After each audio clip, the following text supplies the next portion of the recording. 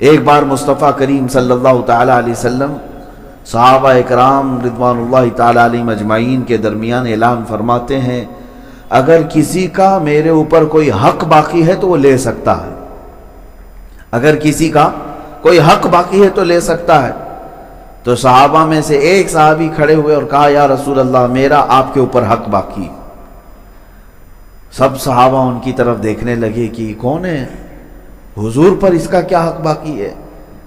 تو حضور نے فرمایا، جو حق ہے بتاؤ۔ کہا، آپ جنگ کی تیاری کے درمیان صف سیدھی کر رہے تھے یا نماز کی حالت میں صف سیدھی فرما رہے تھے، میں صف سے تھوڑا سا آگے بڑھ گیا تھا، آپ کے ہاتھ میں چھڑی تھی، آپ نے مجھے چھڑی سے مارا تھا صف سیدھی کرنے کے لیے۔ تو حضور پاک صلی اللہ علیہ وسلم نے فرمایا، ہاں میں نے صف سیدھی کرنے کے لیے چھڑی لگائی ہوگی۔ تو صحابی نے کہا کہ مجھے وہ حق چاہیے، مجھے وہ حق چاہیے۔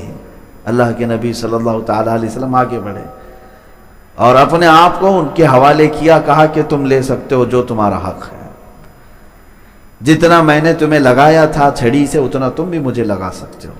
اللہ اکبر! یہ کائنات کا سب سے عظیم آقا، جس نے پوری کائنات کو اندھیریوں سے اجالے میں لایا، اور جس کی ایک تاب کے لیے، اس ایک دیدار کے لیے کروڑوں فرشتے بے قرار ہو، وہ اپنے ہی غلام، اپنے ہی خادم صحابی کے پاس اپنے آپ کو انصاف کے لیے پیش کر رہا ہو۔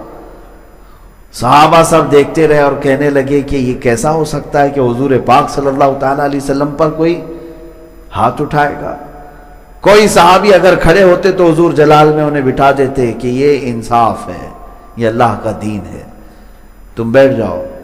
تو جب حضور پاک نے اپنے آپ کو پیش کیا تو وہ صحابی آگے آئے، کہا کہ جس وقت آپ نے مجھے مارا تھا اس وقت میرے جسم پر کپڑا نہیں تھا، پیٹھ پر، لہذا آپ بھی اپنا جبہ اٹھائیں،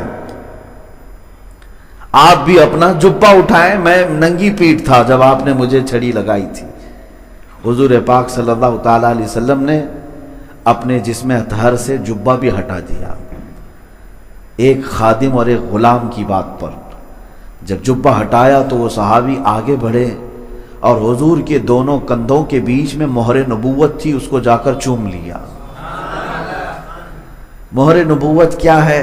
دونوں شانوں کے بیچ میں ایک مہر، انڈے سے تھوڑی سی بڑی ایک ایسی شکل تھی جس کو کھلتے ہی سورج سے زیادہ روشنی اس میں آتی تھی۔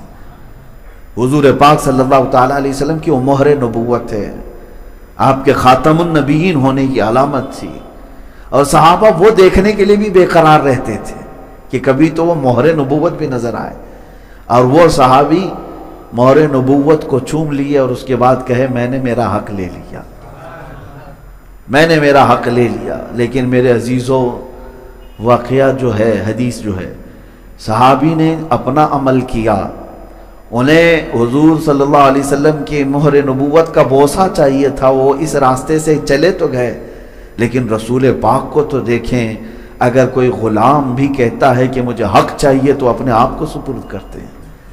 ہے کوئی دنیا میں اس نظام کو پیش کر کے دکھائے کہ رسول پاک صلی اللہ تعالیٰ علیہ وسلم نے جس عدل کو قائم کیا تھا، ہے کوئی آج دنیا کا لیڈر جو اپنے آپ کو انصاف کے کٹہرے میں کھڑا کر سکے؟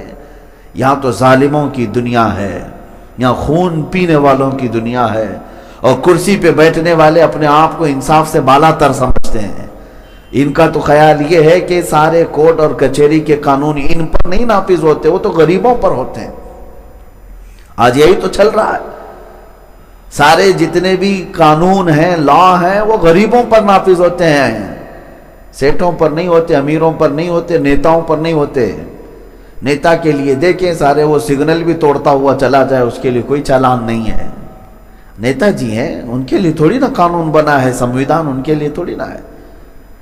یہ لا کی کتاب صرف غریبوں کو دکھانے کے لیے ہے۔ وہ 2 نمبر کا کاروبار کرتے رہے، کوئی ریڈ نہیں پڑے گی، چلتے رہیں گے۔ ہاں، کرسی سے اتر گئے تو ساری ریڈ پڑے گی، کرسی سے ہٹ گئے تو ڈپارٹمنٹ کی بھی اور اللہ کی طرف سے بھی، فرشتوں کی بھی پڑتی ہے۔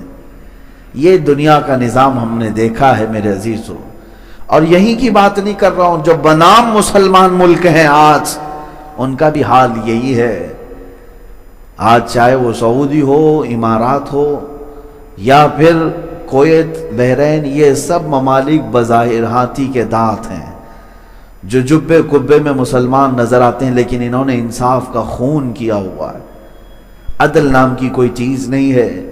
ان کے شہزادے، ان کے گھروں میں پلنے والے عیاش، ان کے بیٹے نہ جانے کتنی عورتوں کی عزت لوٹ لیں، پھر بھی ان کے لیے قانون نہیں ہے۔ ہاں اگر وہی کوئی غریب سے یہ سرزد ہو جائے تو صرف موت کی بھی سزا ہے، وہ موت کے کٹہرے تک بھی جا سکتا ہے۔ تو دنیا میں نظام مصطفیٰ صلی اللہ تعالی علیہ وسلم کی مثال کوئی نہیں لا سکتا۔